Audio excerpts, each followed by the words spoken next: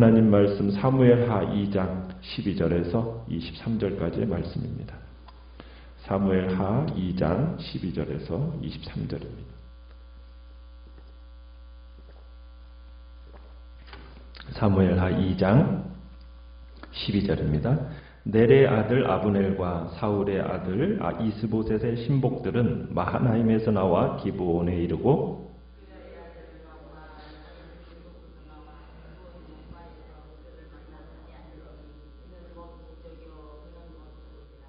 아브넬이 요압에게 이르되 원하건대 청년들에게 일어나서 우리 앞에서 겨루게 하자. 요압이 이르되 일어나게 하자 하매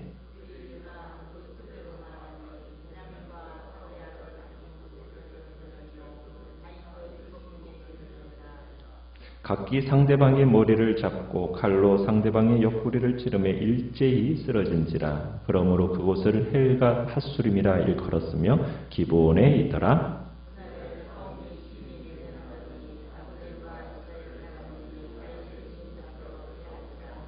그곳에 스루야의 세 아들 요압과 아비새와 아사헬이 있었는데 아사헬의 발은 들노루 같이 빠르더라.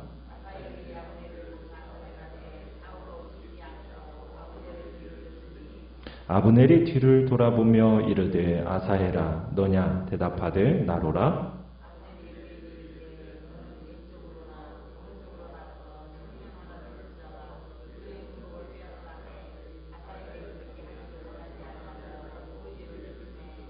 아브넬이 다시 아사헬에게 이르되 너는 나 쫓기를 그치라. 내가 너를 쳐서 땅에 엎드러지게 할 까닭이 무엇이냐.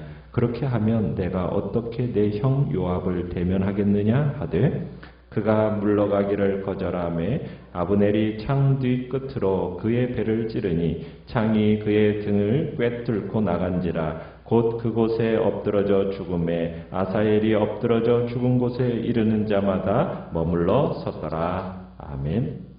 오늘 말씀의 제목은 명분 없는 싸움, 무모한 희생이라는 제목으로 말씀을 나눕니다. 다윗과 사울의 집안의 싸움은 7년 동안 지속이 됩니다. 그러나 아브넬이 일종의 군정관으로 통치한 5년을 제외하면 2년 정도의 갈등이 있었던 것으로 생각이 됩니다. 아브넬이 군정관으로 군림하는 동안 다윗은 그의 활동에 대해서 이렇다 할 시비를 걸지 않았습니다.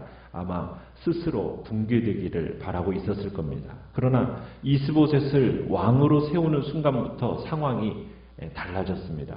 다윗이 더 이상 방관만 할 수 없었던 겁니다. 엄연한 왕이 나타났으니까 싸울 수밖에 없었던 거죠. 그러나 사실 이스보셋은 허수아비 왕입니다. 이스보셋은 군대 장관 아브넬의 통치 밑에서 허수아비 왕으로서 2년 동안 이름뿐인 왕 노릇을 한 겁니다. 자, 이제 다윗의 유다와 또 이스보셋의 이스라엘 사이 이제 싸움이 불가피하게 됐는데요. 이제 이스보셋과 다윗 사이의 전쟁이 두 왕들 밑에 있는 군사령관들의 주도로 일어나게 됩니다. 12절에 가보시면은 먼저 아브넬과 이스보셋의 신복들이 마하나임에서 기브온까지 이렇게 나아가게 되죠. 그리고 그곳에 진을 칩니다. 그리고 수르의 아들 요압과 다윗의 신복들도 기브온의 못가에 진을 쳐요. 그곳에서 만나서. 그러니까 아브넬의 군대가 남쪽으로 남진해 온 겁니다.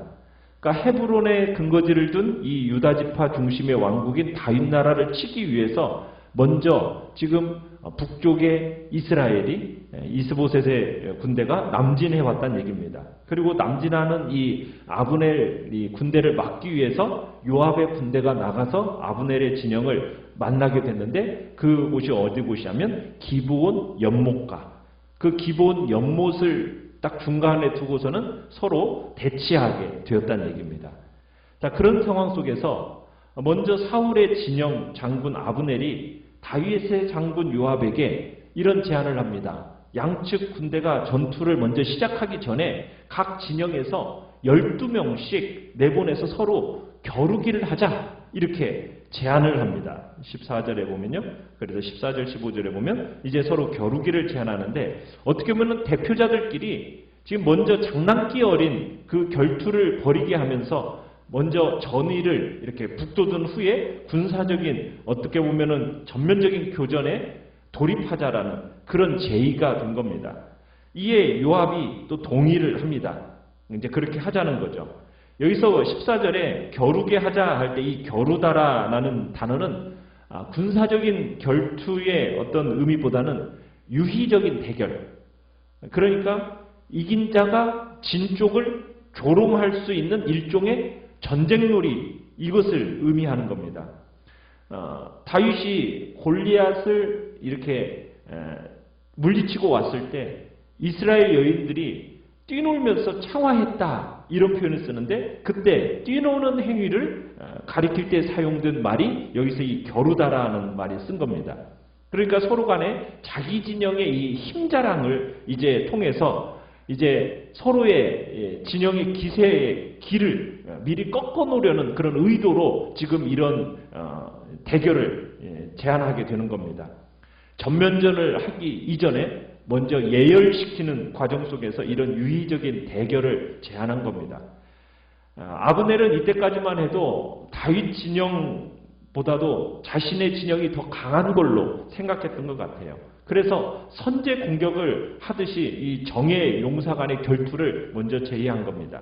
그래서 15절에 마침내 이제 대표자로 뽑힌 12명의 청년 전사들이 이제 결투를 벌이게 되는데, 이제 기싸움을 하는 거죠. 전투에서 그 기세를 잡기 위한 지금 싸움인데, 근데 이들의 싸움이라는 것은 단순히 그냥 서로를 찌르고 찔리는 그런 자살 행위입니다. 그러니까 이 싸움에서 뭘 보냐면 어느 한쪽이 두려움에 노출되면, 그러니까 죽는 것에 대한 두려움에 노출이 되면은, 그러면은 이제 자기 편 군사들의 사기에 영향력을 미치게 되는 그런 싸움인 거예요. 그러니까 각기 상대방의 머리를 잡고서는 칼로 상대방의 옆구리를 찌르는 겁니다. 서로가. 그러더니 이런 일이 있고 나서 어떻게 되었습니까? 16절에 보니까 12명의 군인들이 서로 상대방의 옆구리를 힘껏 찌르는 바람에 결과적으로는 그들이 일제히 동시에 쓰러지면서 양쪽의 군인들 12명, 24명이 한꺼번에 모두 죽고 맙니다. 후대에 이 24명의 청년 전사들이 쓰러진 일을 기념하기 위해서 그곳에 이름을 붙였죠. 뭐라고 붙였습니까? 헬갓 핫수림, 이렇게 불렀습니다. 이 헬갓 핫수림이라는 단어는 일이라고 써 있으면서 그 밑에 보면은 날카로운 칼의 밭, 이런 의미가 있어요. 그러니까 서로 같은 동포들인데 서로 아름다운 청년들이 나와서 서로의 옆구리를 칼로 찌르고 같이 쓰러지는, 어떻게 보면 슬픔과 어리석음의 땅, 그런 의미가 바로 이 헬갓 핫수림이라는 이 의미 속에 들어있는 겁니다. 어떻게 보면 서로 동족인데 어리석은 그 상잔의 역사를 애처롭게 증언하고 있는 증거로서 이제 헬갓 핫수림이라는 땅 이름으로서 그곳에 이제 이름을 붙인 거죠. 참 이 일을 명령한 장군들이야 대를 위해서 소를 희생한다, 이런 명분으로 이 일을 명령했겠지만 아무리 싸움의 기세를 잡기 위해서라고 할지라도 너무 무모한 희생이었던 겁니다. 훌륭한 지도자라면 이런 일을 하지 않았겠죠. 그러나 어쨌든 이 아브넬과 요압의 이 야심적인 장군들의 이 적의로 말미암아 이것이 결국에는 싸움이 어떻게 되었습니까? 17절에 맹렬하게 되었다, 그렇게 얘기하고 있죠. 정예 청년 천사들이 서로 배를 찌르면서 쓰러지는 모습을 본 이 각 진영의 나머지 군사들도 막 저기에 불타올라 가지고 양 세력 사이에 교전이 격렬하게 벌어졌다는 얘기입니다. 그래서 아브넬과 요압에 의해서 양 진영에 12명씩 선발된 24명의 병사들이 피차 치명상을 입고 죽게 되니까 흥분한 양 진영이 전면적으로 돌입하는 그 양상이 되어버립니다. 전세는 그런데 어떻게 되었습니까? 어느 쪽으로 기울었어요? 다윗 군대 쪽으로 전세가 기울어졌고, 결과적으로 이제 아브넬과 이스보셋의 군대가 다윗 군대 앞에서 쫓기게 됩니다. 자, 이 싸움에서 다윗의 부하들이 이제 더 우세하게 되니까 이스보셋의 부하들이 막 도망치기 시작을 합니다. 이때 이제 발이 빠른 누가 나옵니까? 아사헬이 나오죠. 이 이 아사엘이 이제 아브넬을 추격하기 시작합니다. 이 아사엘에 대해서 뭐라고 소개를 하고 있습니까? 18절에 보니까 스루야의 세 아들 요압과 아비사이와 아사헬, 이 스루야의 세 아들 이렇게 얘기하고 있는데 여기서 스루야는 다윗의 누이입니다. 다윗의 누이예요. 그러니까 아사헬은 다윗의 누이였던 스루야의 세 아들 중에 하나입니다. 그런데 이 아사헬은 뭐가 유명한 장군이에요? 발이 빠르기로 유명한 장군이에요. 그의 발이 들로루 같다라고 얘기하고 있습니다. 그래서 이 아사엘이 아브넬을 잡아가지고 무공을 세우려고 했던 것 같아요. 그래서 아브넬을 막 추격하기 시작합니다. 아브넬은 요압의 아우 아사엘이 막 자신을 추격하는 것을 보고서는 20절에 아마 놀란 것 같아요. 그러면서 아사엘을 몇 번씩이나 이제 타이릅니다. 뭐라고 얘기하느냐면 21절에 나 대신에 저기 자신의 청년 용사 한 명을 붙잡으라는 거예요. 그래서 그 군복을 빼앗아 생포하는 전과를 올리고 너는 돌아가라 하고 만류합니다. 그런데 아사헬이 이 아브넬의 제의를 어떻게 합니까? 뿌리치죠. 집요하게 그리고 아브넬의 뒤를 쫓아갑니다. 아브넬이 또다시 자신을 미친 듯이 추격하는 아사헬에게 즉시 추격을 중단하고 돌아가라고 자꾸 만류해요. 만약 자신이 아사헬을 칼로 내리쳐서 쓰러뜨리게 되면 아브넬 자신이 이 아사헬 형 요압의 얼굴을 어떻게 보겠느냐 하면서 막 타이릅니다. 그러면서 너는 나의 적수가 되지 못하니까 제발 돌아가라고 말하죠. 그런데 아사헬이 그 고집을 꺾지 않고 끝까지 추격을 합니다. 그러니까 기어이 아브넬을 죽이겠다는 마음으로 아마 추격한 것 같아요. 그런데 아브넬이 이제 창 공격의 어떤 사정권에 딱 들어오니까 아사헬을 어쩔 수 없이 창 끝으로 이제 아사헬의 배를 찔렀어요. 그런데 여기서 창의 뒤쪽이라고 얘기하고 있지 않습니까? 창 뒤끝으로라고 얘기했는데 이건 뭐냐면 창 날이 있는 쪽으로 한 게 아니에요. 날이 없는 반대쪽으로 그를 찌른 거예요. 어떤 의미에서 그렇게 했겠어요?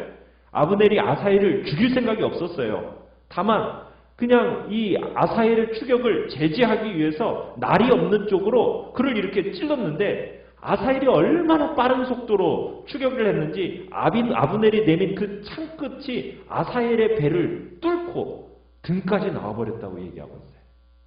그러니까 아사헬이 엎드러져 죽은 거죠. 어떻게 보면 일종의 전쟁에서 일어난 사고죠. 정당 방어죠. 아브넬은 그랬던 것 같아요. 앞으로 다윗과 이 요압의 이 정치적인 관계를 고려해서인지 아사헬을 죽이지 않으려고 애를 썼어요. 그러나 아브넬을 잡아서 공을 세우고 싶었던 이 젊은 아사헬의 혈기가 사그라들지 않았고 결국 아사헬의 비참한 죽음으로 결국 추격전은 끝나게 됩니다. 아브넬을 추격하던 다윗의 신복들은 아사헬의 시신 앞에 잠시 멈춰 서게 되죠.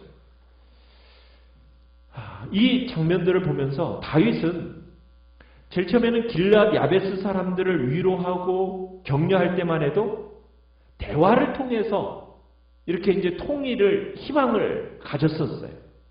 그런데 결국에는 이스보셋이 왕이 되고 아브넬이 자기 나름대로 군대를 조직하고 그리고 남진에 와서 이제 공격을 하고 이런 일들이 일어나니까 아마 다윗은 좌절감이 느꼈을 겁니다. 참 그런데 이 모습은 참 안타까운 일이에요. 왜요? 지금 이스보셋의 백성들이나 다윗의 지금 백성들이나 그들은 서로 누구입니까? 하나님 나라의 백성들이에요. 하나님 나라의 백성들. 이건 서로의 적이 아닙니다. 하나님 나라의 백성들인데 그 백성들끼리 서로 미워하고 싸우게 돼서 서로 망하는 꼴이 되는 거예요. 교회 공동체 안도 마찬가지입니다. 교회도 하나의 공동체로서 하나님의 나라를 이뤄나가는 존재들이에요. 그런데 성도들끼리 서로 싸워서 이기면은 그러면 그곳에 상이 있겠습니까? 상이 없죠. 싸움에 이긴다고 해서 그곳에 상이 있는 게 아니에요. 하나님 나라의 백성들은 서로 간에 적이 아니거든요. 형제고 자매입니다. 그런데 지금 서로 싸워서 이긴다고 해서 그곳에서 하나님 아버지께서 보시는 그곳에 무슨 의미가 있겠냐는 거예요. 오히려 지는 것이 이기는 거죠. 내가 잘해주어서 끝까지 대적하는 자들은 하나님 앞에 맡기는 것이, 이것이 하나님 앞에서 옳은 행동인 거죠. 그런 사람을 처치한다고 하는 것은 하나님이 하실 일이지 내가 그 일을 해나가는 것이 아니라는 거죠. 참으로 서로 간의 내적인 갈등이 어떻게 보면 엄청난 외적인 출혈들을 가져오게 된다는 것을 오늘 우리는 보게 됩니다. 명분 없는 싸움. 이 명분 없는 싸움이 그곳에 휩쓸렸을 때 결국에는 무모한 희생만이 남게 된다는 것을 우리는 보게 됩니다. 하나님 나라의 공동체로서 교회 안에서 우리는 서로 간의 명분 없는 싸움에 휩쓸리는 것이 아니라 서로 피스메이커, 정말 평화를 만들어가는 자로서의 역할을 감당하는 것이 바로 우리가 해야 할 주님의 교회 안에서 하나님 나라의 백성으로서 하나님의 나라를 세워나가는 자리에 우리가 있어야 할 모습임을 주님은 우리에게 말씀하고 계시는 것입니다. 오늘 말씀을 생각하면서 기도하시고 연약한 우리의 지체들을 위해서 기도해 주시기 바랍니다.